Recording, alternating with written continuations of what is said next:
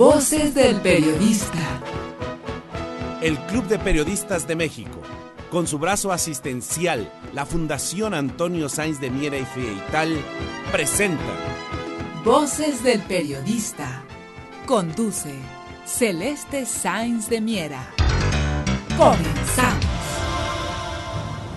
¿Qué tal, amigos? ¿Qué tal? Muy buenas tardes. Bienvenidos a este su espacio en Anunciación, Voces del Periodista, que dirige la muy querida Tere García Ruiz, directiva de esta casa, parte del jurado calificador, y sobre todo hacerlo en un día tan significativo, después de entregar los premios de este certamen nacional e internacional de periodismo que hace 65 años fundó don Antonio Sáenz de Miera. Queridos amigos, compartir con ustedes que los trabajos recibidos fueron 8,602 y literalmente ya fueron de los 5 continentes. No nos habían llegado trabajos de Oceanía y ya recibimos trabajos este año, así es que es un privilegio. Gracias por la confianza. El premio del club es obviamente simbólico, pero importantísimo, que es la calificación entre pares. Así es que además de todo esto, de haber tenido una ceremonia maravillosa donde nos gusta mucho hacer los comparativos, porque eso es el servicio social del periodismo, de grandes medios, de grandes personalidades, pero también haber tenido un premio, una radio comunitaria de la sierra, en lo más profundo de la sierra de Oaxaca. Eso es bello, eso es el compromiso de la comunicación, el que no se privilegie un espacio solamente por la cantidad de personas que lo vean, que es importantísimo, lo sabemos. Pero ¿qué va a pasar con todos aquellos que están en la provincia y que están haciendo un trabajo por la sociedad, por el tejido social, como son las radios comunitarias? Así es que estos contrastes son realmente parte de lo que nos enorgullece en el Club de Periodistas de México y en la Fundación Antonio Sáenz de Miera Feital, IAP, brazo académico y asistencial. Así es que después de agradecerles a ustedes, por supuesto, y agradecer a la muy querida Tere García Ruiz, vamos a compartir con ustedes esta presencia maravillosa, pero voy a agradecer la presencia del maestro Jesús Salmerón Acevedo, directivo de este club, también parte del jurado, el maestro Juan Ramón Jiménez, lo mismo, economista, académico, el maestro Yuri Cervolov, fundador y director de la Carpeta Púrpura, también parte fundamental de la directiva de esta casa, de Voces del Periodista, y bueno, del certamen nacional e internacional de periodismo. Estamos de manteles largos, está aquí con nosotros nuestro infaltable y queridísimo maestro don Rodolfo Sánchez Mena, también parte del jurado calificador, compartiendo acá. Está un poquito afónico, pero se van a animar y al rato se integra. Y bueno, imagínense, amigos, que estamos con nuestro Premio Internacional de Periodismo, un paradigma en la comunicación, un investigador de primer nivel, es el maestro Daniel Stulin, autor de varios libros que son referente, que son paradigma, que tienen una connotación muy pulcra en su trabajo de investigación, pero también con una combinación de una vocación social, humana, de sensibilidad, al arriesgarse, al compartir, al investigar y al estar totalmente compenetrado con el compromiso de informar y de qué manera. Así es que su libro, Fuera de Control, ha sido premiado de manera unánime por el Jurado Internacional del Club de Periodistas de México. Yo le pediría al doctor Juan Ramón Jiménez si puede compartir con nosotros, igual que a cada uno de nuestros queridos directivos. Pues es un gusto, Celeste, en primer lugar estar aquí homenajeando prácticamente a Daniel Stulin, como tú dices, un referente ya en los niveles internacionales de análisis geopolítico, geoestratégico. Esto que está sucediendo, inclusive actualmente en Siria, nos refleja algo. Pero yo quiero llegar a una pregunta muy concreta, Daniel, felicitándote por este Premio Internacional de Periodismo. Te lo había comentado, Edmund Zafra. Es muy importante lo que mencionas en tu libro, en uno de tus libros, El Imperio Invisible se llama en español, donde Edmund Zafra fue el pivote de los Clinton para tratar de adueñarse de Rusia. Hay un paralelo que a lo mejor lo conoces o no, pero eso mismo sucedió en México. y en Rusia se le detuvo, Putin lo detuvo, y en México no se le detuvo. Entonces, pero ahí Zafra es una bisagra muy interesante en esto, y quisiera abrir este panel de preguntas con tu opinión muy calificada al respecto. Muchísimas gracias primero por el premio, es un reconocimiento obviamente muy importante a nivel internacional, es enorme orgullo para mí estar en este maravilloso país. Siempre he pensado en México como una luz de esperanza para América Latina por muchísimas razones. Primero por su base de población, que es más grande que cualquier otro. Esto es obviamente muy, muy importante a nivel de esta homogeneidad, ¿no?, de culturas. En cuanto a Zafra, no lo detuvieron, porque al fin y al cabo, ten en cuenta que en los años 90 Estados Unidos vivieron de Rusia. O sea, es todo lo que pasaron. Y no tanto Zafra era el hombre de los Clinton, más bien era el hombre de la élite mundial. En este sentido, ¿no? Y cuando dejó de ser útil, pues le asesinaron, como suele suceder casi siempre, ¿no? Pero desde luego todo lo que estamos viendo a nivel de Rusia en los años 90, loans for shares, este cambio literalmente de un día al otro, donde el 40% de mis compatriotas perdieron toda su riqueza, que es una forma también de asegurarse la pobreza de la nación. Lo mismo que están haciendo en México, lo mismo que están haciendo en otros países, tanto en Europa del Mediterráneo, España, Italia, Portugal, Grecia, como lo están haciendo en América Latina, países como Colombia, Venezuela, África, Oriente Medio. El modus operandi cambia porque cada país tiene su idiosincrasia, pero lo que no cambia es el contexto en sí. Esta élite mundial quiere el mundo desnutrido, desnudo, descalzo, drogado y obviamente sin ningún tipo de expectativa del futuro, y esto es exactamente lo que llevan intentando hacer desde miles de años atrás. Zafra simplemente es una muestra, un ejemplo, cómo a través de manipulación de los mercados, a nivel de economía, a nivel de oro, a nivel de préstamo del Fondo Monetario Internacional que entró en Rusia sin pisar Rusia y salió dejando a Rusia con una deuda de 10.000 millones de dólares, y yo lo explico en el libro que la mayor parte de esta fortuna, ¿sabes? Fui a música apropiada. Ajá, perfecto, es en tu honor. No sé si viene Tom Cruise o no, pero no, pero estás tú, que es mejor. Al momento que estabas diciendo exactamente Zafra, sí, es conspiración, eso sí es. Exacto, pero desde luego quiero decir que en ese sentido es lo que han hecho tanto con Fondo Monetario, es otra de las muchas técnicas que estamos viendo a nivel mundial de crear esta deuda infinita y encargarse de control de los países a través de la deuda. Me parece perfecto.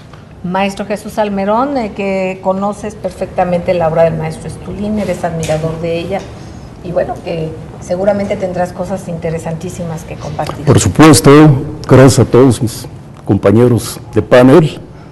Te felicito, Daniel. Muchas gracias. Tu reconocimiento mundial lo tenemos perfectamente esclarecido en nuestro país. Muchas gracias. Mi pregunta se basa en lo siguiente. Tus temas han sido de repercusión, tanto financiera, política, económica y en muchos matices más. Mi pregunta la sustento en lo siguiente. Cuando empieza a abordar el tema del Club Bilderberg, creado en Holanda, como lo señalas, en 1954, con los reyes que era Juliana y el príncipe Bernardo, con los Rockefeller, de esta dinastía hay dos figuras centrales: Nelson, que fue vicepresidente y a la vez gobernador de Nueva York, y David, el banquero, que recientemente cumplió 100 años de edad, creó en 1973 la Comisión Trilateral. Mi pregunta concreta es, ¿qué vínculo tiene la Comisión Trilateral con el Club Bilderberg? Todos esos grupos, Bilderberg, Comisión Trilateral, Consejo de Relaciones Exteriores, Círculo Pinay, Bohemian Grove, podemos hablar de fundaciones o think tanks americanas como Brookings, Hudson, Hoover, fundaciones como Rockefeller, MacArthur, Carnegie, Ford. Todos estos trabajan de forma unida, conjunta, estos vínculos, ¿no? Objetivo entre todas esas reuniones de estas organizaciones es llegar a un consenso. Ahí podemos incluir los grandes empresarios, los presidentes, primer ministros, los gobiernos. a presidentes de Fondo Monetario, Banco Mundial, Reserva Federal Americana, todas esas organizaciones, porque al fin y al cabo, o sea, muchas veces cuando hablamos de estas conspiraciones, ¿no? Mucha gente lo simplifican demasiado. El mundo es un lugar muy complejo. Y como usted bien sabe, yo no soy ningún conspiranoico.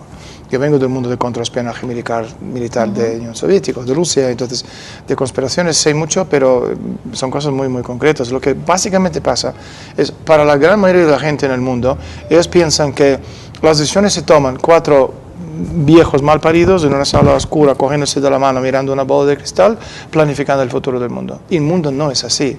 Para crear este consenso entre todos, necesitamos, o sea, unión de muchísimas cabezas pensantes a nivel de presidentes, primer ministros de los gobiernos, ministros de defensa, los grandes empresarios, líderes de opinión, los grandes medios de comunicación, think tanks, fundaciones, los sindicatos, todo ese tipo de cosas, y todos trabajan de forma unida hacia un fin. ¿Cómo se mantiene este secretismo? Muy sencillo, se llama a través de ¿cómo se llama?, las redes sociales, redes de control, en el sentido de que nadie habla, porque mientras uno entra, da igual, podemos hablar también de los académicos principales del mundo, forman parte, pero no es una conspiración. Es muy fácil, un académico que entra a estas reuniones, inmediatamente por ser miembro de Bilderberg o de Comisión Trilateral, tiene acceso y puertas abiertas de los David Rockefeller del turno, los presidentes de los gobiernos, y nadie quiere perder eso.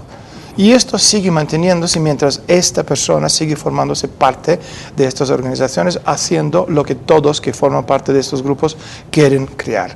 Una vez que esta persona quiere hablar públicamente y sacar a la luz lo que está pasando, no es que le van a matar, no es eso. Simplemente todas las puertas que hasta ayer estaban abiertas se cierran.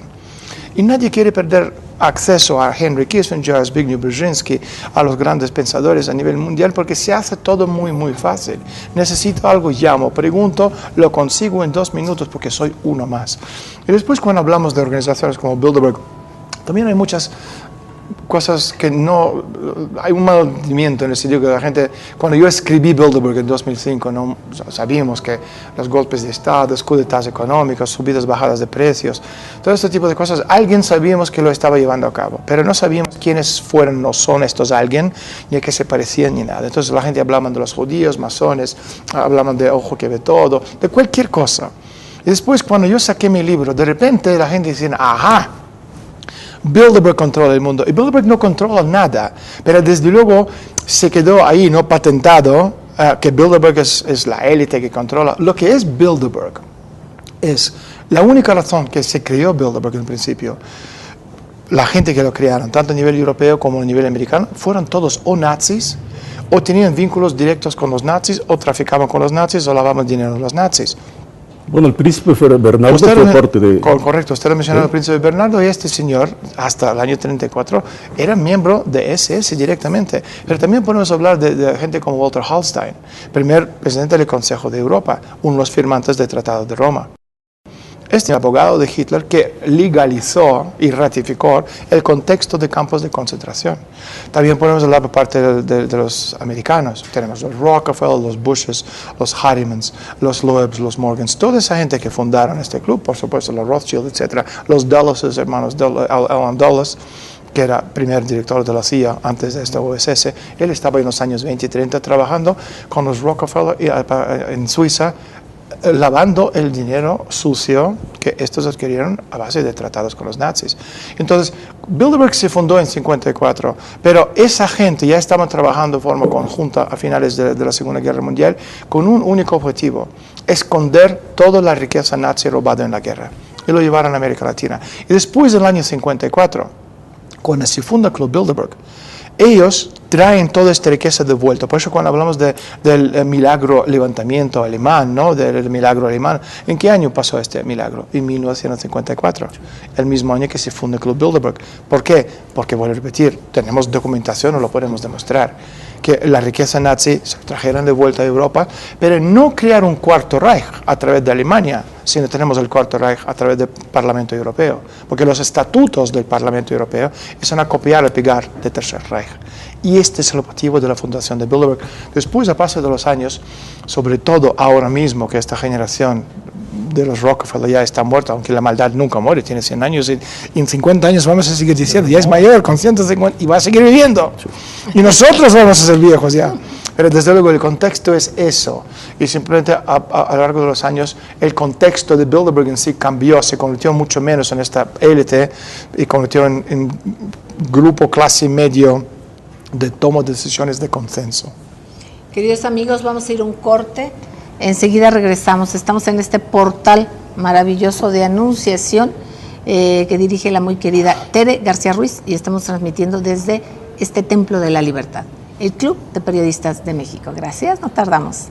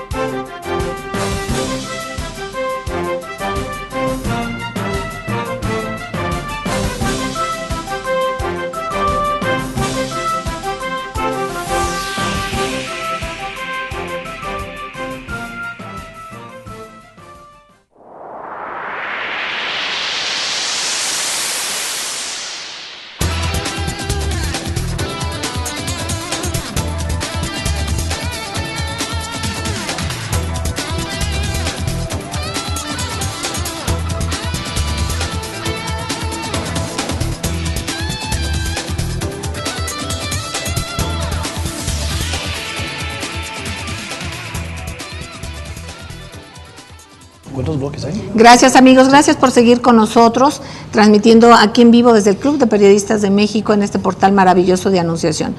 El maestro Jesús Almerón Acevedo, el doctor Juan Ramón Jiménez, el maestro Yuri Servolov y su servidora en esta charla interesantísima con el maestro Daniel Estulin, Premio Internacional de Periodismo. Está aquí precisamente nuestra directora del portal, Tere García Ruiz. Estamos compartiendo con un grupo de amigos aquí presentes, queridos amigos, de diversas fundaciones. ¿Qué es lo que pasa? Y le preguntaríamos al maestro Daniel Estulin, ¿qué pasa y de qué manera penetran y permean en las sociedades esas grandes fundaciones que compran conciencias o que permean en la sociedad civil y por supuesto también a través, si se los permiten, los gobiernos? Si fueras tan amable. Sí, exacto. Hay muchísimas formas de control y la élite obviamente están usando todos. Y cada una de las cosas que estamos viendo, no solo en México, sino a nivel mundial, ellos van testeando el sistema 24/7. Y cualquier sistema quiere decir que por un lado están viendo cómo podemos hacer que la gente se enfrente entre sí, después cómo podemos hacer que la gente que se enfrente entre sí, luego separarles, ¿sabes? Creando la situación de conflicto sintético que yo controlo los dos lados. Por eso siempre tenemos tenemos a nivel mundial, pero este es el sello de trabajo de la mano sucia del Imperio Británico. Siempre ha sido así. Vamos a ir separando, dividiendo operaciones, países, la misma han hecho en Estados Unidos entre los indios para dividir y llegar a controlar, pero también podemos hablar de las fundaciones, de las empresas, de los bancos. Los bancos controlan obviamente a través de todo el tráfico ilícito de drogas, que es el lubricante de la economía mundial, que mueve al año 950.000 millones de dólares. Este dinero en efectivo, y cualquier ser pensante con dos dedos de frente tiene que darse cuenta que la única forma que 950.000 millones de dólares pueden moverse de punto A a punto B, si los gobiernos, servicios de espionaje, los principales bancos y bolsas del mundo trabajan de forma totalmente conjunta. Y por eso llamar a Colombia un narcoestado, Venezuela un narcoestado, eso no tiene ningún sentido. Hay solo un narcoestado en el mundo, es el Imperio Británico. Y yo cuando hablo del imperio, mucha gente no entiende porque piensa que el imperio ya murió hace mucho tiempo. El imperio no es el rey o la reina sentado en su trono chapado en oro. El imperio es el sistema de control de todo lo que nos rodea. Y por eso cuando hablamos de este control mundial podemos hablar de las fundaciones, de los think tanks, podemos hablar de las Naciones Unidas. Es la dialéctica del control hegeliano, tesis, antítesis, síntesis. Yo creo los dos extremos, la gente pide una tercera vía. Esta tercera vía yo te lo ofrezco, ¿sabes?, como el resultado de estos dos extremos que se autocancelan. Podemos hablar del nazismo, comunismo, que vino después, las Naciones Unidas, que controlo yo. Podemos hablar de derecha a izquierda, viene la tercera vía, que es gobierno de unidad, que controlo yo desde fuera, a través de las fundaciones, a través de los think tanks. Esas son las cosas que la gente no entiende. Pero, o sea, el tema de las fundaciones, que también es una cosa buenísima de lavar el dinero, influir en los mercados, y esto lo van haciendo más de 100 años. Los Rockefeller y compañía han encontrado una forma muy buena simplemente de no pagar impuestos. ¿Ves? Pero no porque tiene que ser así. El tema de las fundaciones, que es un aparato muy importante, parte muy importante de la política exterior del gobierno americano, que trabajan de forma conjunta, tanto con el Consejo de Relaciones Exteriores, que es literalmente el gobierno paralelo de la sombra del gobierno americano, que toma las decisiones verdaderamente importantes, y son ellos que deciden estas políticas. Exactamente. Comentas cosas obviamente importantísimas.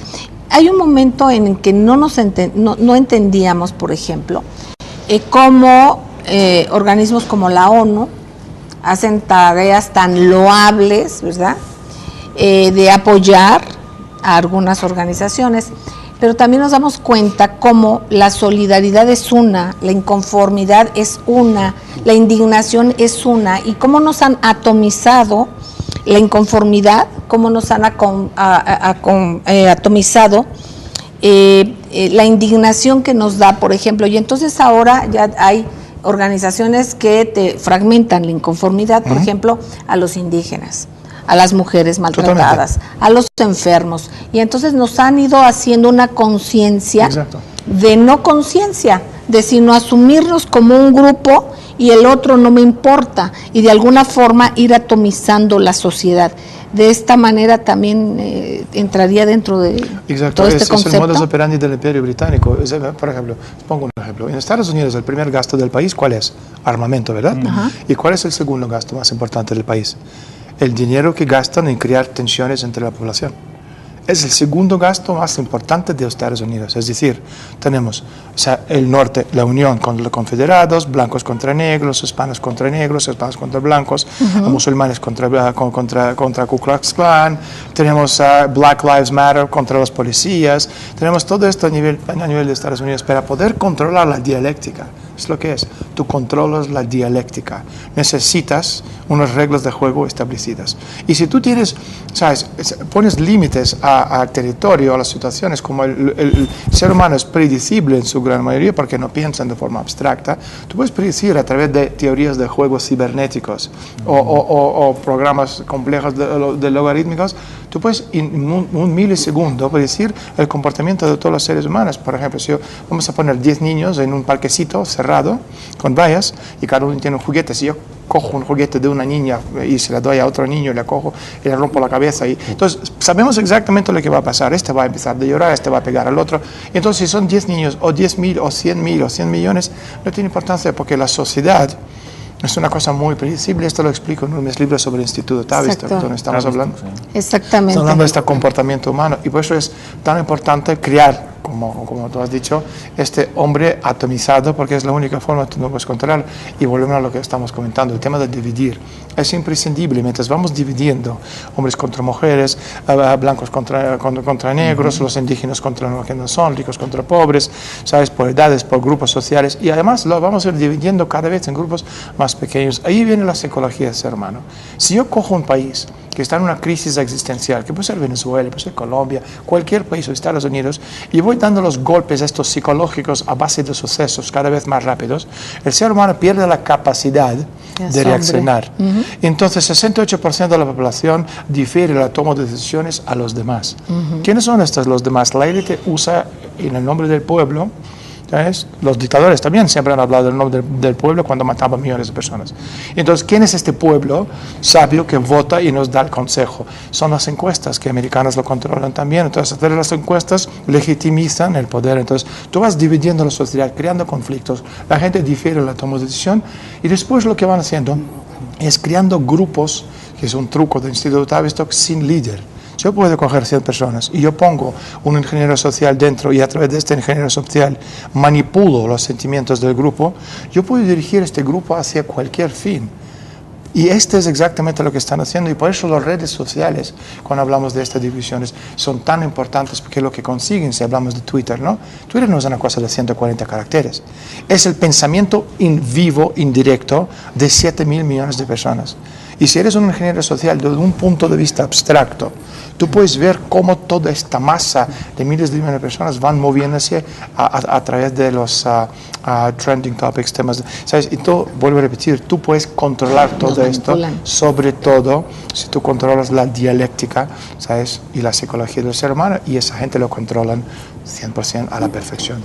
Queridos amigos, vamos a ir a un corte y regresaremos con la presencia también del maestro Rodolfo Sánchez Mena y del maestro Jorge Santa Cruz, directivo también de esta casa, director académico, parte del jurado calificador del Certamen Nacional e Internacional de Periodismo, además de que condujo buena parte del mismo junto con el maestro Juan Carlos Sánchez Magallán. Pero bueno, compartir y comentar con ustedes que ojalá Andrés, el maestro Andrés no va a entrar, perdón, pero bueno, para compartir con ustedes y preguntarle al maestro Daniel sobre qué podemos hacer, habría algo que hacer, cómo recomponernos como seres humanos para tener esa capacidad de reaccionar, qué manera hay de recobrar esa indignación, esa manera de accionar ante las injusticias, cómo hacerlo. Vamos a ver si se puede, no tardamos, regresamos, gracias.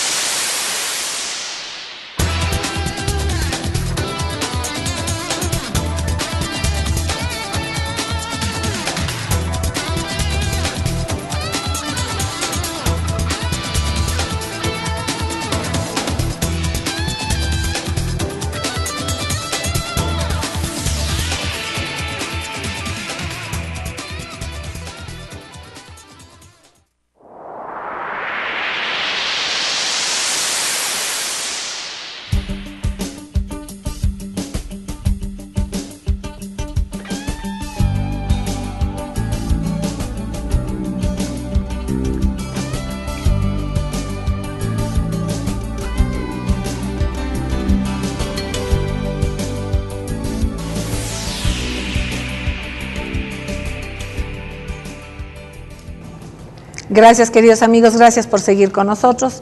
Voces del Periodista desde este portal Anunciación que dirige la muy querida Tere García Ruiz. Queridos amigos, hemos estado escuchando al maestro Daniel Estulin, Premio Internacional de Periodismo, que convocó a todo el jurado internacional del Club de Periodistas de México para tener este privilegio de convocar el pensamiento del maestro, primero desde la lectura, desde lo propio, desde admirarle, y ahora qué gusto poderlo tener aquí, aprovechar ese pensamiento, esa riqueza de pensamiento para ver cómo nos podemos recomponer ante esta falta de acción del ser humano, con este acoso de terror, acoso de circunstancias que son tan ajenas verdaderamente, yo creo, al ser humano. Se incorporan a esta mesa, al rato volverán a retornar los maestros Juan Ramón Jiménez y Jesús Almerón, pero se incorporan a esta mesa el maestro don Rodolfo Sánchez Mena y el maestro Jorge Santa Cruz, director académico. Está el maestro Yuri Servolov y bueno, escuchando a Daniel Estulin. Daniel, querido, ¿hay manera de recomponernos, de retomarnos, de ser comunitarios, de ser reactivos? Sí, hay muchas maneras. Nosotros los analógicos, no tenemos mucha oportunidad porque ya somos viejos. Esto lo que significa ser analógicos. Lo que el futuro del ser humano es el futuro de los digitales, que son los chicos, los niños. Esa diferencia entre la generación analógica y digital. Mi hijo Dakota, cuando tenía 2 años, ahora tiene 7,5, cuando yo le regalé el libro, en vez de dar la vuelta a la página, él intentó abrirlo así. Porque estaba viendo a su papá todos los días intentando hacer esto con su teléfono. Entonces, este es el ejemplo de lo que significa esta generación, ¿no? Rotura entre la generación de los adultos, que somos analógicos, sobre todo cuando estamos hablando de la gente que hoy tendría más de 55 años de edad, venimos del mundo, ¿sabe?, unipolar. Entonces, volver al mundo multipolar es muy complicado. Y esto yo no estoy hablando de nosotros, sino hablando de la gente que controla el mundo. Ellos han venido del mundo multipolar, después murió la Unión Soviética. Entonces, ellos, en estos últimos 20 años, que se formaron como figuras de geopolítica mundiales, ellos ya se han acostumbrado a este mundo unipolar. Y ahora tenemos otra vez un mundo de muchos polos. Tenemos BRICS, TELAC, ¿cómo se llama? ALBA, ¿cómo se llama? Otros grupos, yo no me acuerdo, el Banco de Inversión Asiático, con todos los países que están uniéndose, pero desde luego quiero decir que la única forma que esto puede cambiarse, si nosotros damos la cabida de escucha a los jóvenes, ellos son el futuro del mundo, y para que ellos puedan cambiar el mundo, necesitan la base, sobre todo, de educación, ¿ves? Y esto empieza en casa, por supuesto, en colegios, para la educación que están promoviendo ahora mismo en el occidente, en Estados Unidos, en Canadá. Estoy seguro que también en México, porque lo estamos viendo en todos los países latinoamericanos, desde luego en Europa, desde luego en Rusia. Es educación basada en el resultado. Es una cosa totalmente degenerada, aristoteliana.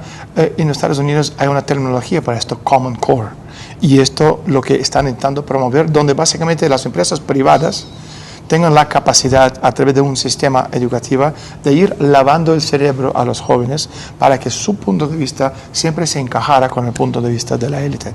La élite no necesita ser humano con principios, con escala de valores. Un ser humano que entiende el contexto y el concepto de inmortalidad, que va muchísimo más allá que tatuar algo al nombre de su mamá en el brazo, sino el contexto donde uno está en su lecho de muerte, pasa el testigo a las futuras generaciones, ellos siguen construyendo el mundo hacia un fin muchísimo mejor que el nuestro, y esto es lo que hace la élite a diferencia de nosotros.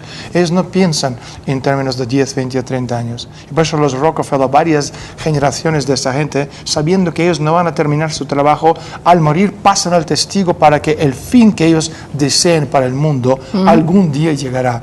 Y en ese sentido es muy, muy importante que un país como México verdaderamente puede ser esta luz del futuro en América Latina, porque es un país homogéneo, de una base de población joven enorme. Y esto te permite hacer cosas que en muchísimos otros países no puedes hacer, ni en Estados Unidos, ni en Canadá, ni en Europa Occidental, ni en Rusia, donde población es mayor, vieja, y no pueden hacer absolutamente nada. En México sí que se puede. Pero esto solo se puede hacer a base de desarrollo tecnológico industrial, donde los niños les estamos enseñando cosas útiles para el ser humano, a base de esta chispa divina de la razón del ser humano, que nos permite descubrir principios universales de la naturaleza que mejoran la vida de todo el planeta Tierra por kilómetro cuadrado de espacio contra la naturaleza. Por eso cuando estamos de los recursos naturales de tierra, que es el gas natural, el petróleo, el bien más importante a nivel de recurso natural es la capacidad intelectual del ser humano. Por eso lo que tenemos que hacer es fomentarlo por todos los medios posibles y no caer en las trampas de ningún acuerdo transatlántico o transpacífico, porque ellos forman parte de estos acuerdos. Si miramos bien el contenido de estos 1000 páginas de lo que es el acuerdo en sí, está incluida la parte educativa. Por algo, ¿qué tiene que ver esto con el acuerdo de comprar o vender cosas? Tiene que ver que el futuro del ser humano está en las manos de nuestros hijos. Y si no nos lo cuidamos, este contexto de lo que significa inmortalidad a través de ellos, estamos condenados a repetir los mismos errores del pasado, pero además estamos condenando al planeta Tierra a su fin, porque ellos, la élite, están a punto de hacerse con el control del mundo entero. Yuri. Daniel, voy a ser un poco anticlimático, espero que no me odies.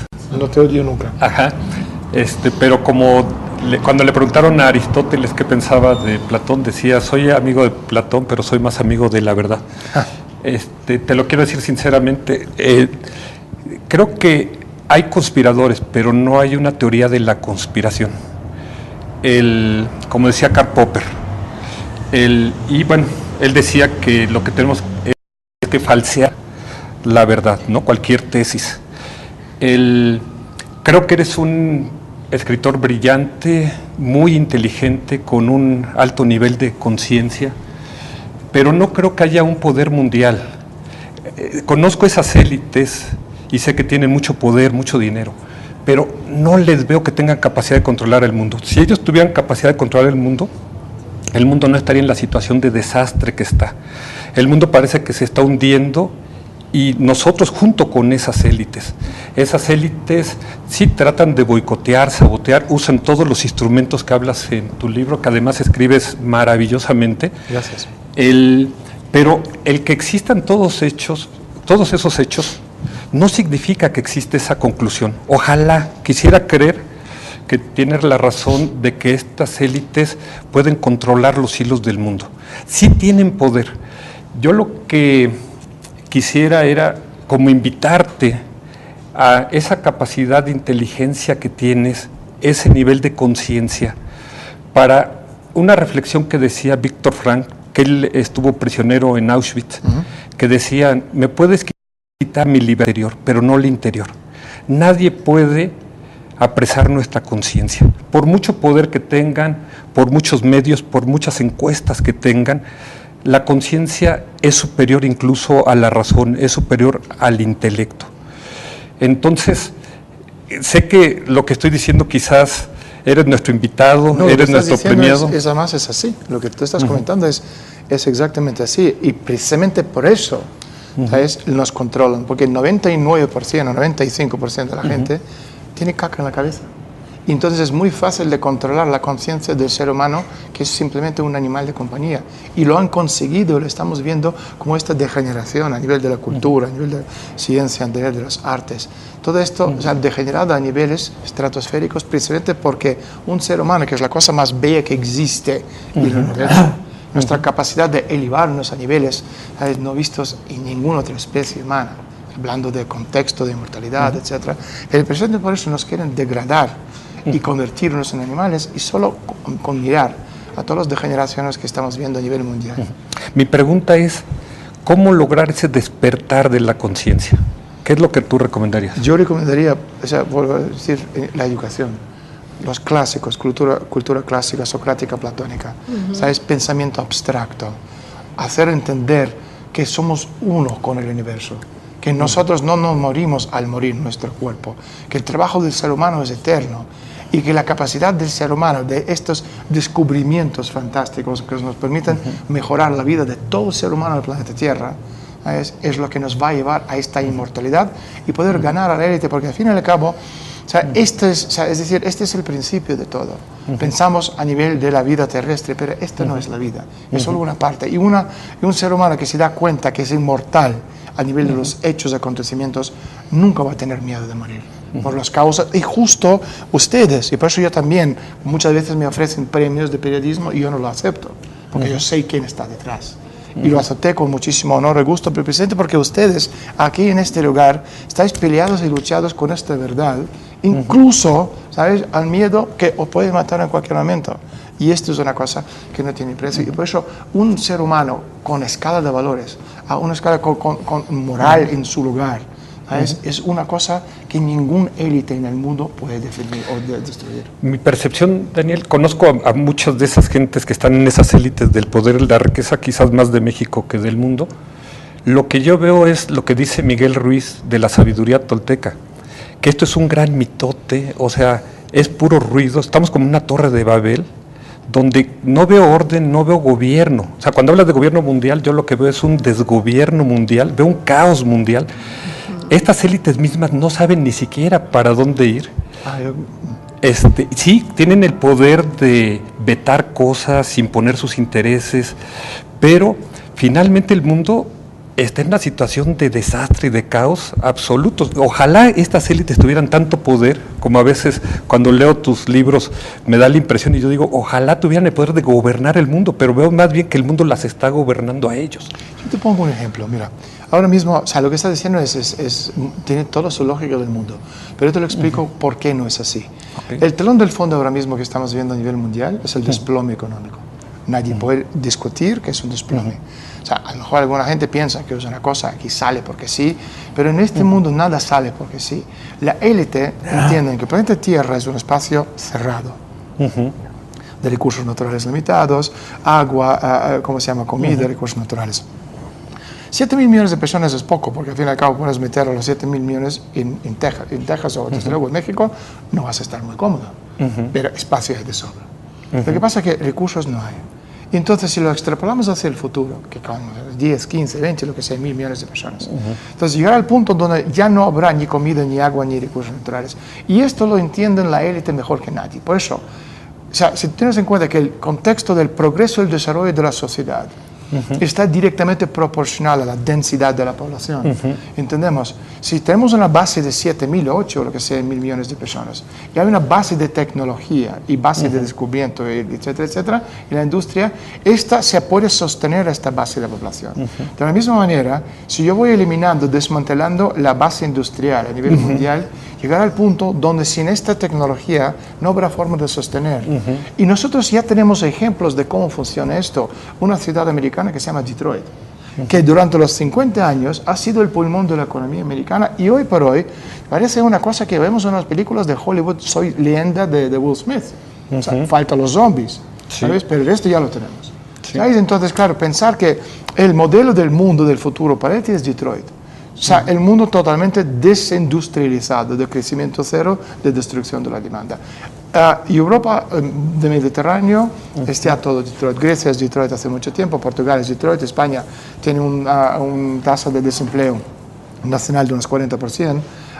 Madrid abajo es Detroit, Roma abajo es Detroit, Países Bálticos ya es Detroit, miramos Oriente Medio es Detroit, África ya es Detroit hace muchísimo tiempo atrás y América Latina más de lo mismo. Entonces, el mundo ya está en una situación crítica de este desplome sistémico que estamos viviendo. Pero mientras están desmantelando la economía mundial a propósito, como hemos visto, o sea, como desde el año 2008 se han bajado los tipos de intereses, los bancos centrales, 637 veces. Y no solo no había ninguna mejora, todo lo contrario, pero esto es simplemente una forma de ir desmantelando todo de forma organizada. Entonces, mientras tú estás desmantelando el patrón, no puedes lavarte las manos y marcharte a la luna. Están creando un patrón completamente nuevo. O sea, ¿me dirías que es una élite suicida o me dirías que es una élite que quieren salvarse ellos y matarnos a todos los demás? ¿O qué me dirías si yo te dijera que si no nos salvamos todos, no se salva nadie? Bueno, primero, la élite siempre han dicho, o sea, comilones, la frase comilones inútiles, como nos llama Rockefeller y Kissinger, masa sucia, aunque yo me lavo todos los días, y me imagino tú también, nos llaman masa sucia. Entonces, no necesitan 7.000 millones, porque es muy complicado de controlarlo, porque 7.000 millones es muchas bocas. Entonces, para que Rockefeller come, nosotros tenemos que morir. Entonces, pero no es cuestión de que ahora mismo si nosotros nos salvamos, nos salvan ellos. Lo que están haciendo es, por un lado, desmantelando el sistema económico mundial, pero por otro lado, están invirtiendo sus miles de cuadrillones de dólares de riqueza en la tecnología futurista tan potente que la diferencia entre 0,001% del resto de la humanidad hoy mismo es más grande que nunca. Y por eso, una de las cosas que vamos a comentar hoy en la conferencia de hoy o mañana es explicando que, por un lado, están destrozando el modelo económico actual, pero por otro lado, necesitan otro patrón. Los últimos 500 años el patrón ha sido siempre lo que en inglés se llama Central Banking Warfare Model, el modelo del Banco Central de guerra del Imperio Británico anglo-holandés. Pero esto lo están desmantelando, están creando un nuevo. ¿Cuál es este patrón? Basado en la economía espacial. Y por eso tú estás viendo que todo ahora va a espacio. Los rusos, chinos, americanos, los ingleses, los pakistaníes, los indios, NASA, Agencia Espacial Europea, todos ellos van al control del espacio a través de satélites. Porque el que controla la órbita baja del planeta Tierra, controla el planeta Tierra. Y por eso tú tienes, ¿sabes? Telecomunicaciones, GPS, inteligencia, drones, toda la parte de comunicación, toda parte de las compras y ventas a partir de ahora del modelo de negocio es basado en el modelo espacial. Porque la élite lo controla y estamos viendo cómo este cambio va al espacio, basado en nuevas plataformas, que es teléfono smartphone, utilizando nuevo dinero, que es dinero digital. Gracias, Dani. Maestro don Rodolfo Sánchez Mena. Bueno, en el Club de Periodistas hemos estado trabajando cómo en América Latina hay una guerra híbrida, cómo se están implementando por parte de estas élites un nuevo proyecto y hay un planteamiento de golpe blando para quebrar a las élites gobernantes y reemplazarlas en toda América Latina y en buena medida sucede en el Medio Oriente. Tiene desde luego un componente que es la guerra del petróleo, la caída de los precios, la caída de los commodities, recortan los presupuestos y trasladan a las clases medias al descontento. Es el caso de Brasil, es el caso de Argentina, Venezuela, lo que está viviendo Estados Unidos con la candidatura de Trump y del opositor Sanders. La clase trabajadora, las clases medias desilustradas, deshumanizadas. Dicen que es fascismo, no es fascismo.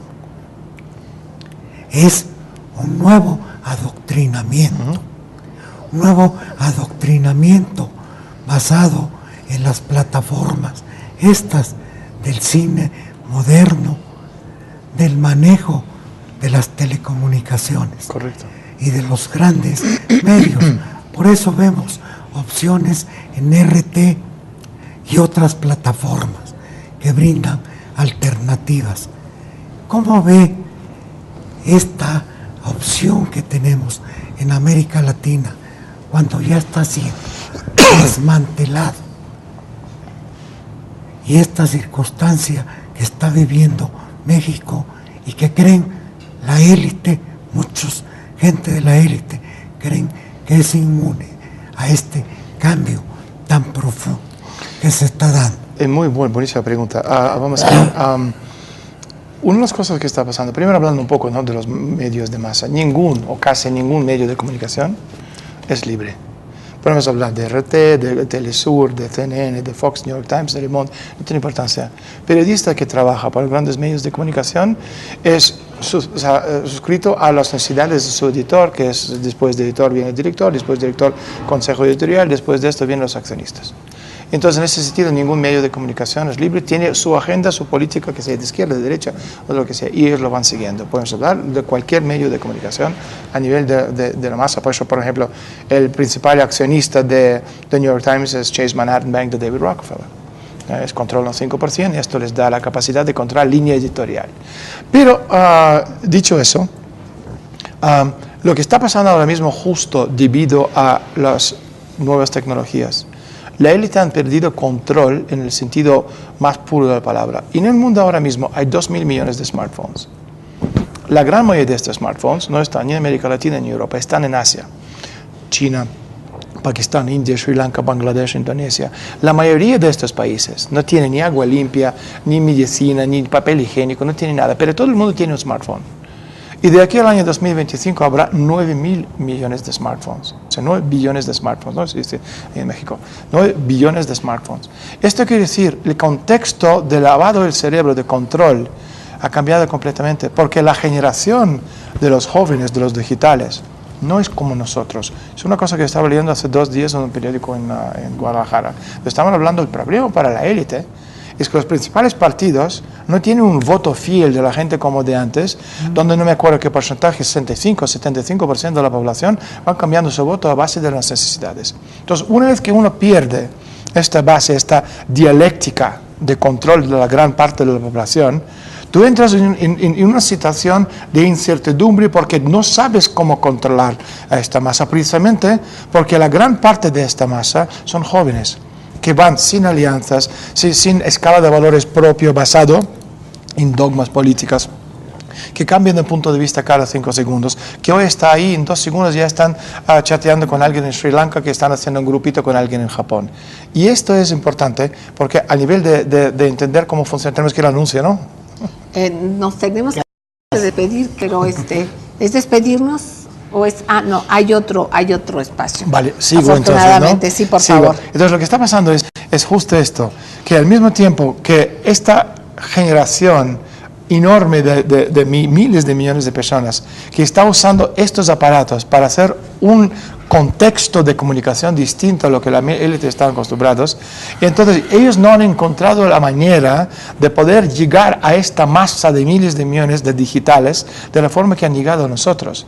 Y para eso es un grandísimo problema. Y por eso necesitan dividir a través de dialéctica sintética creada por ellos, y por eso tenemos cada vez más como nuestras imágenes jóvenes andróginos. ¿Por qué? Porque ellos quieren llenar, ¿sabes? Y crear patrones para la juventud. Por eso tenemos esto, ponemos Britney Spears, antes teníamos Amy Winehouse. Entonces, estos tipos de cosas, tenemos que entender que esto se hace a nivel de, obviamente, de entretenimiento. Y Hollywood no es una industria de cine, es una industria de control mental. Y de lavado del cerebro y cambio de la versión de la verdad. Entonces, hay muchísimas alternativas ahora mismo, pero sobre todo están basados en estas nuevas tecnologías que nos pueden permitir liberarnos de este control mental. Yo solo quería decir una cosa. O sea, ahora mismo en Estados Unidos, o sea, hablamos de Apple, ordenador Apple. La primera cosa que la gente va bajando son videojuegos. Pero la segunda cosa que la gente va bajando es el currículum de los grandes universitarios, que puedes bajarlo casi gratis. Y por eso, es decir, o sea, si hasta ahora hemos tenido un sistema educativo basado en el resultado donde crea un animal de compañía en vez de ser humano, los padres no quieren gastar 25.000 horas de estudios y cientos de miles de dólares en dinero para que a sus hijos se les laven el cerebro. Están bajando sistemas educativos de Harvard, Yale, Brigham Young University, USC, etcétera, etcétera, etcétera, y le pueden hacer este currículum casi de forma gratuita.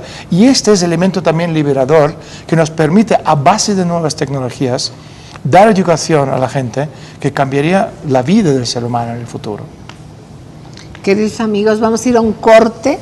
Regresamos enseguida con el maestro Daniel Estulin.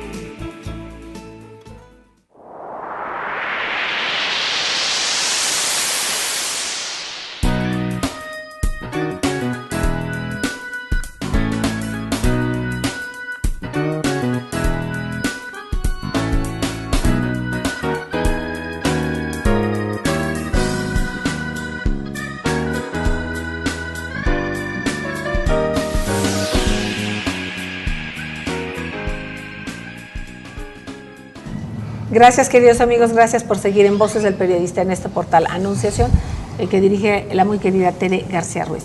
Estamos escuchando al maestro Daniel Estulin, Premio Internacional de Periodismo, además lo fue por unanimidad. Estamos aquí con varios directivos del Club de Periodistas de México, el maestro Rodolfo Sánchez Mena, el maestro Jorge Santa Cruz, el maestro Yuri Cervolov, el doctor Juan Ramón Jiménez, el maestro Jesús Almerón, la misma Tere García Ruiz y compañeros que aquí nos acompañan y que pertenecen precisamente a esta directiva. Yo le quisiera pedir al maestro Jorge Santa Cruz, director académico, poder hacer un planteamiento a este gran pensador, gran ser humano que es Daniel Estulin. Muchísimas gracias, Celeste. Ante todo, Sócrates pugnaba por descubrir la verdad descubriéndose uno mismo.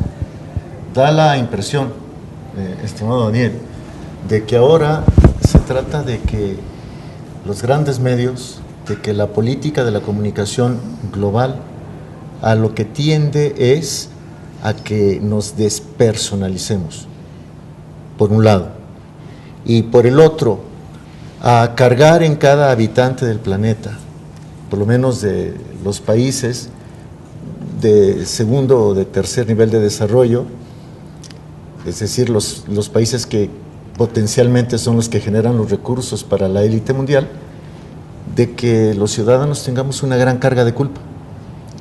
No sabemos usar el agua, entonces el agua se tiene que entregar a una élite. De que usamos demasiado los automóviles y que por lo tanto los automóviles están acabando con el equilibrio de la ecología y así por el estilo. ¿Qué tanto ha avanzado esto, si es que el planteamiento es correcto, y cuál sería la siguiente etapa?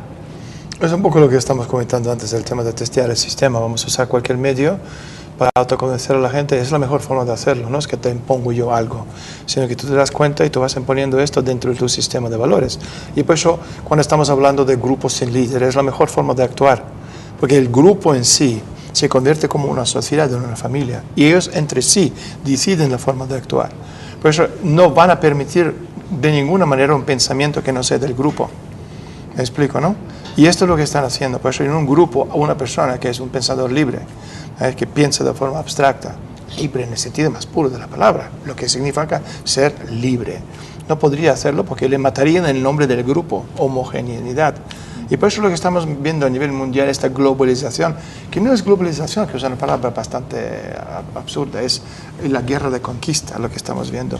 Pero la guerra de conquista ya, antes comentamos el tema de revoluciones de colores, no revoluciones soft, pero estas revoluciones soft ya no se hacen a nivel de revoluciones de color, que hemos visto tantas veces en tantos países del mundo, sino se hace a través de hamburguesas.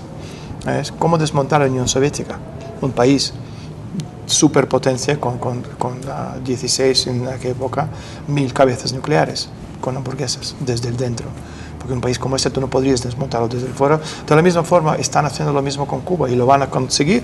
Y le dije esto a Fidel Castro cuando estuvo con él en el año 2010, él había leído mi libro sobre el Club Bilderberg, me quería conocer. Entonces yo le pregunté, bueno, usted tiene plan, ¿cuál es el plan? ¿Qué pasaría? Ojalá que usted viva hasta 150.000 años, pero yo temo que no. Entonces, una vez que usted ya no está, ¿qué va a pasar? ¿Y qué contestó Fidel Castro? Todo esto son símbolos, igual que, ¿cómo se llama? Che Guevara es un símbolo. No sé si Che Guevara o su beret es un símbolo. ¿Sabes? Torres Gemelas es un símbolo. ¿Cómo se llama? David Rockefeller es un símbolo que representa algo.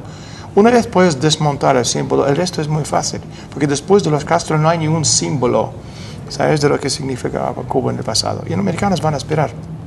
Y cuando estos mueren, que van a morir pronto, ¿sabes?, el resto se deshace o desmonta a través de las hamburguesas. Porque lo que une a los jóvenes a nivel mundial es el mismo, da igual si en Estados Unidos, en México, en Cuba, en Europa, en cualquier parte del mundo, quieren un teléfono smartphone, chatear con sus amigos, tener jeans, tener acceso a las cosas que tiene cualquier otro y poder hablar con sus amigos en otra parte del mundo sin que tener que estar ahí pasando por la censura del gobierno.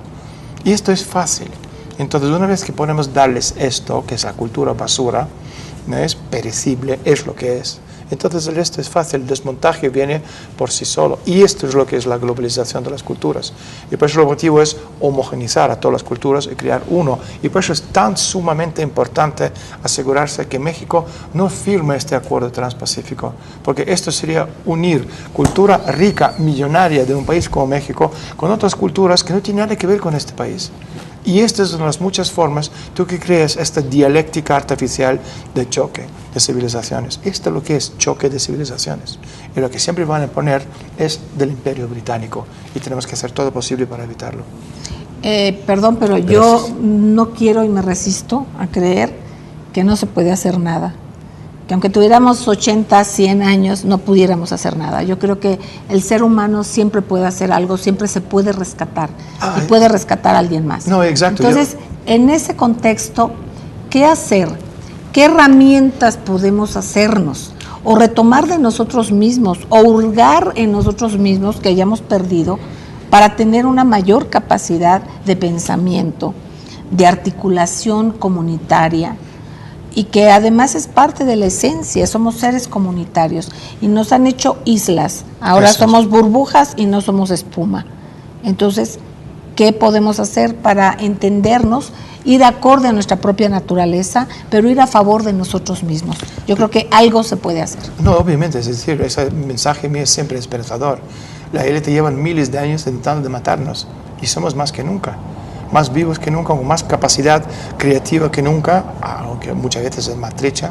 Pero desde luego lo que estamos viendo es México, como cualquier otro país en el mundo, tiene que seguir siendo un Estado-nación.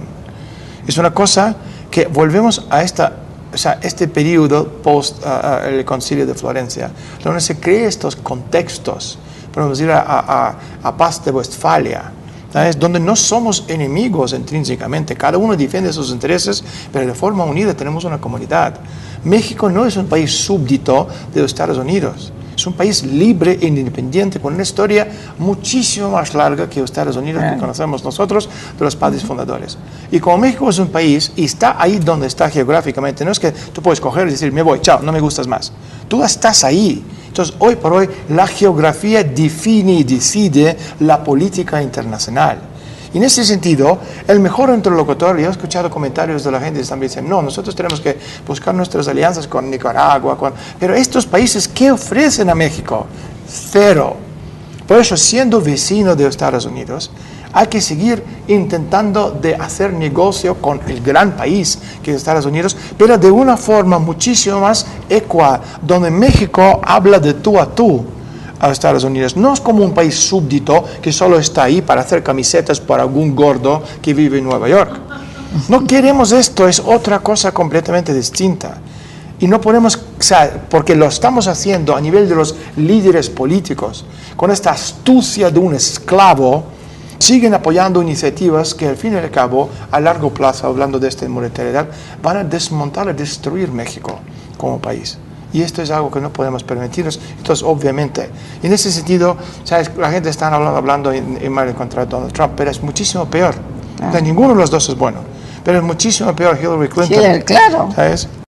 Con marido de las historias de los Bushes, que siempre han estado metidos hasta las cejas en tráfico de drogas.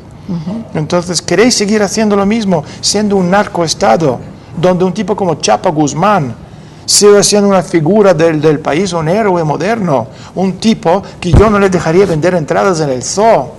Está ahí siendo la imagen de México. Este no puede ser la imagen de México. No hay cultura en el país, claro que hay. Necesitamos rescatar los grandes símbolos de la cultura mundial mexicana, porque los jóvenes tienen que seguir estos ejemplos, no un ejemplo del Chapo Guzmán.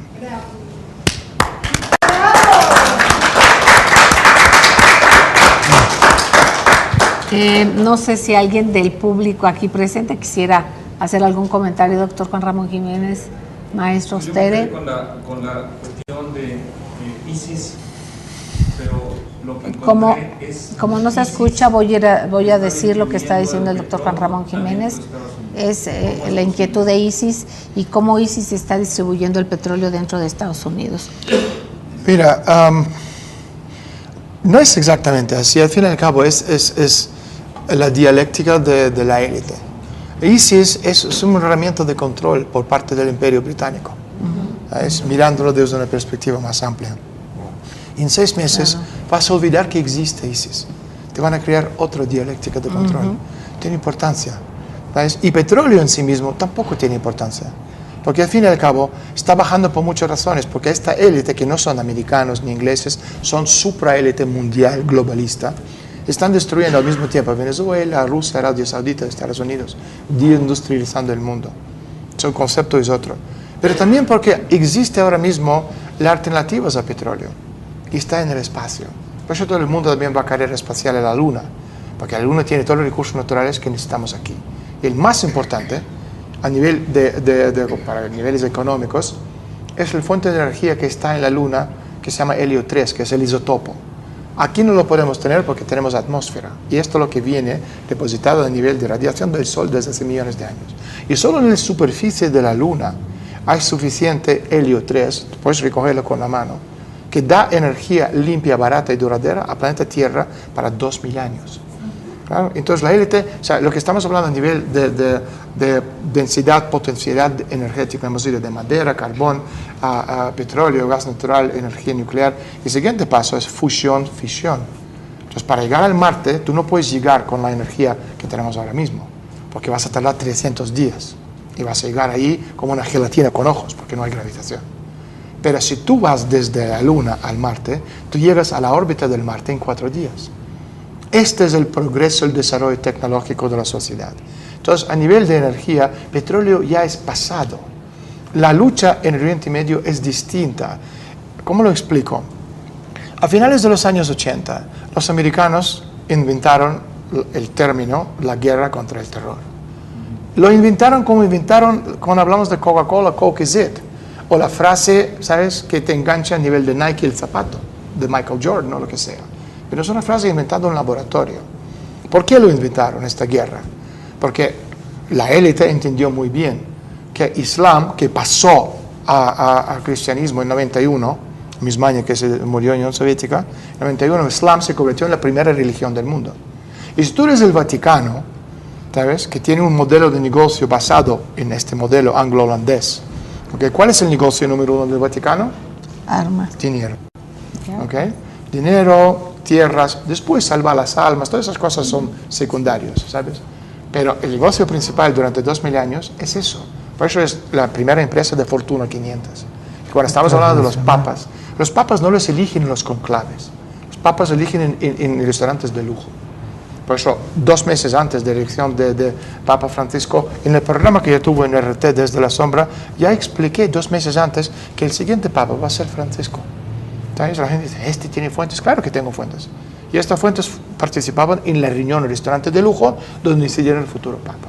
Entonces lo que estamos comentando es el modelo de negocio del Vaticano, que es el basado en este Central Banking Warfare Model de dinero, ¿sabes?, perdió su peso contra el Islam, que tenía otro modelo de negocio, ¿correcto? Entonces, si tú eres la élite, no puedes permitirte que el Islam, que tiene un modelo económico distinto, sin usura, etcétera, etcétera, se convirtiera en el primer ejemplo del mundo a nivel bancario. Entonces, creando esta guerra contra el terror, creando el terrorismo islámico, creando Al-Qaeda, etcétera, etcétera, lo que tú estás haciendo, ¿sabes?, es expandiendo la jurisdicción del gobierno americano para meter al Islam dentro de un corset económico occidental. ¿Me explico? Esta es la razón principal. Y todo lo demás, si estamos hablando de ISIS, estamos hablando de Al-Qaeda, todo este tipo de cosas, son derivados.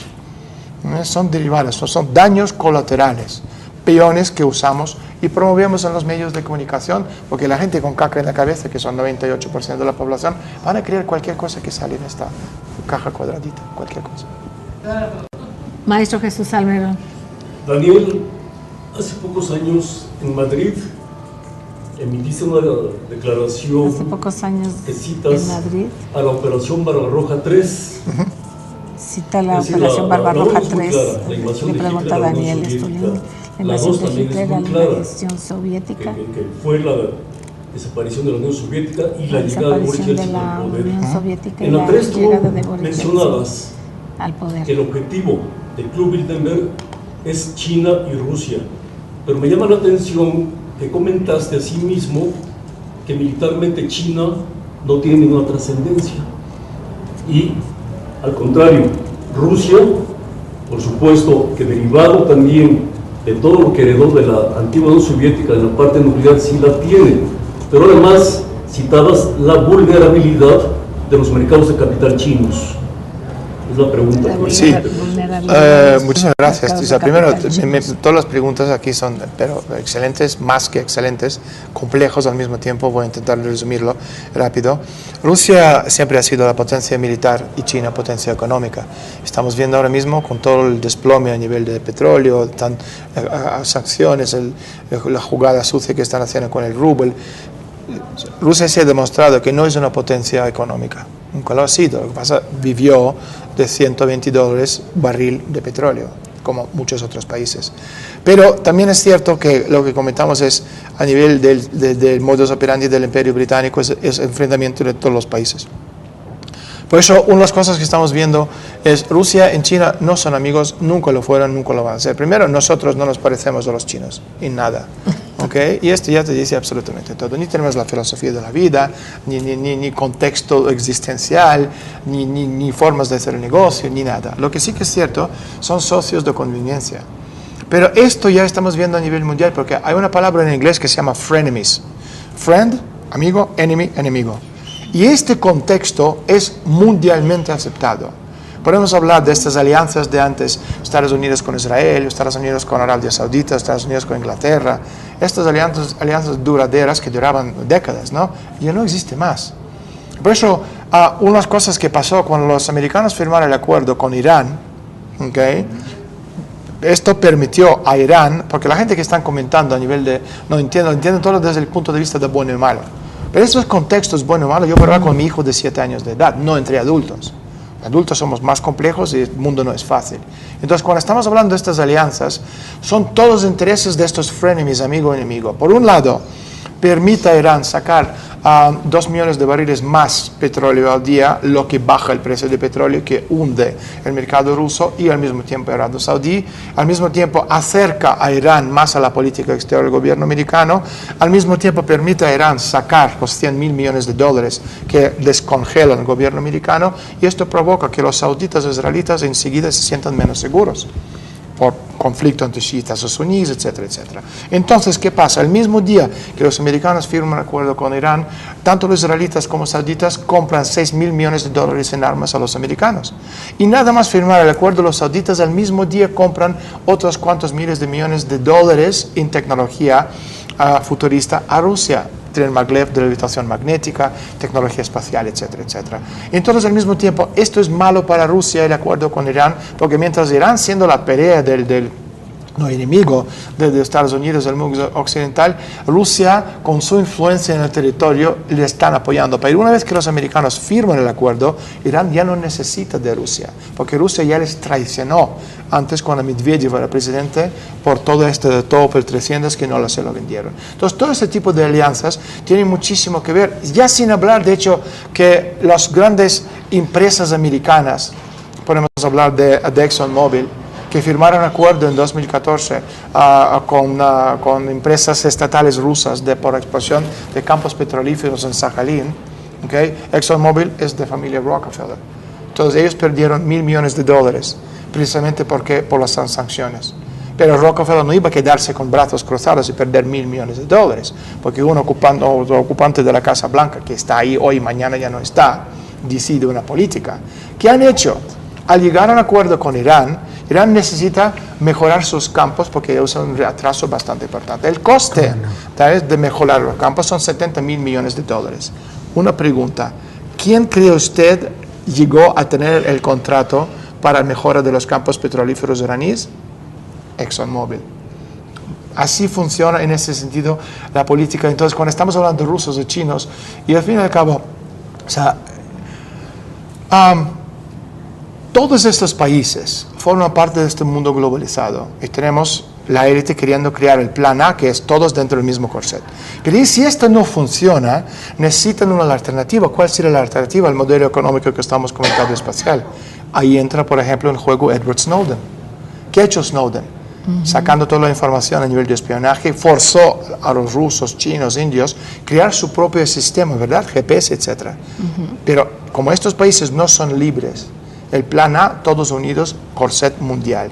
Pero eso va, tenemos plan B, que es el sistema espacial satelital ruso, plan C, China, plan D, India. Por eso voy a repetir, la élite no comete errores nunca.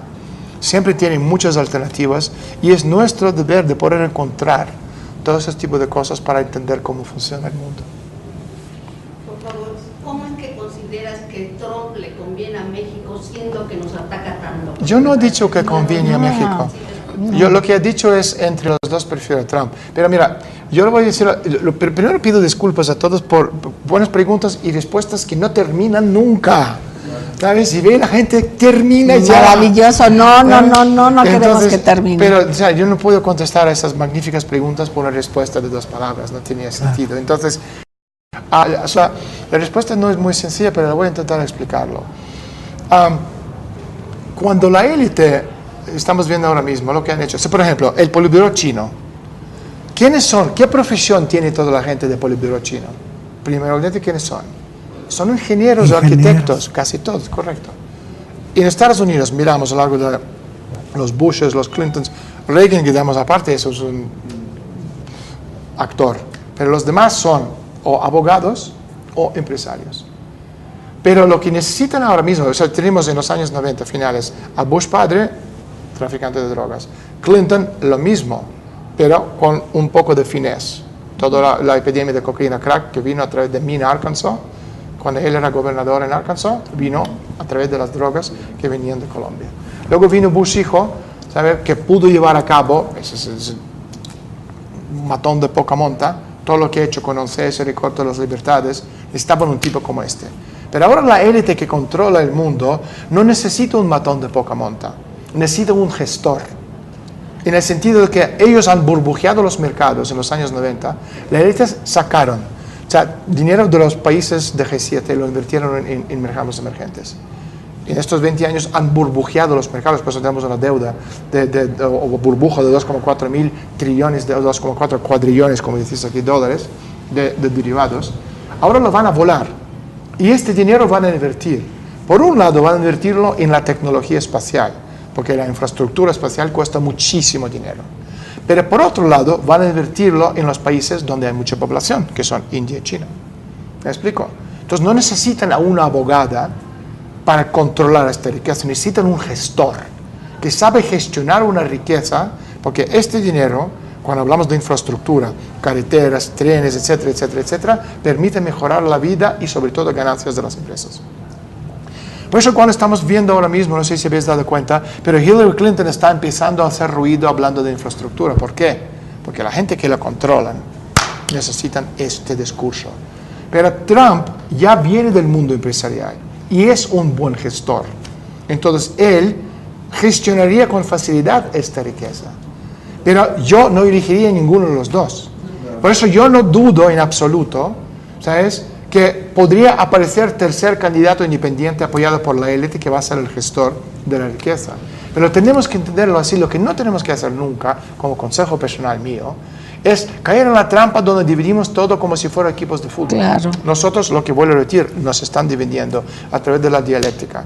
Y de hecho que todo el mundo a nivel empresarial, las grandes potencias, los grandes medios de comunicación americanos, están contra Trump. A lo mejor hay que preguntarse, a lo mejor este es el bueno. ¿Me explico? Porque si yo fuera candidato, harían lo mismo conmigo. Y no porque soy malo, porque soy malo para sus intereses, que es distinto. Entonces, cualquiera que es malo para los intereses de la élite, a lo mejor es bueno para México. Y todo lo que está diciendo a nivel de vamos a construir el muro, este es pan y circo para la gente con caca en la cabeza. Sí. Entonces, nada más, pero todos los candidatos nos dicen cosas que son mentiras. Y lo sabemos de sobra. Lo que pasa es que este es divertido. ¿Sabes? No lo puede tomarlo en serio que está diciendo va a construir el muro. Esto no es Palestina, Israel. Trump entiende que México es un socio, ¿sabes?, importante. Lo que pasa, la élite quiere México, ¿sabes?, descalzo, desnutrido y drogado. Y Trump no.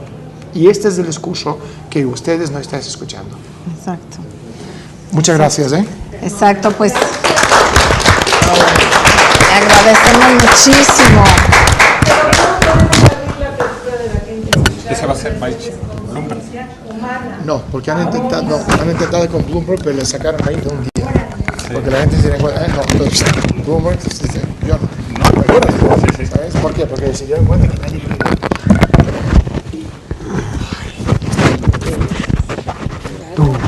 Mucho gusto. Gracias. Gracias. Hay una foto, ¿no? Sí, Vete, no te... Sí, te voy a escribir. Chuchito. Ya se van, ¿sí, no? Ya vámonos. Pero a ver, vete, foto. Pero ya para que nos salgamos.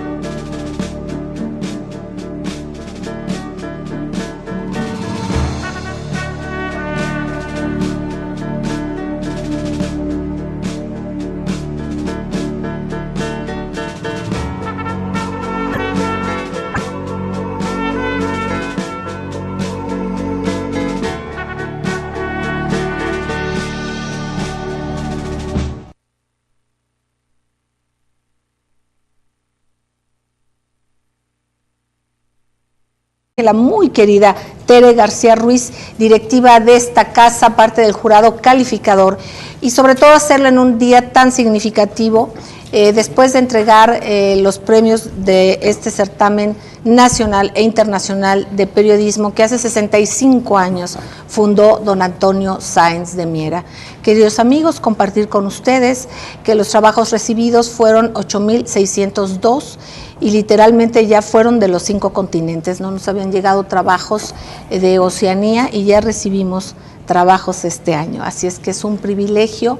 Gracias por la confianza. El premio del club es obviamente simbólico, pero importantísimo, que es la calificación entre pares.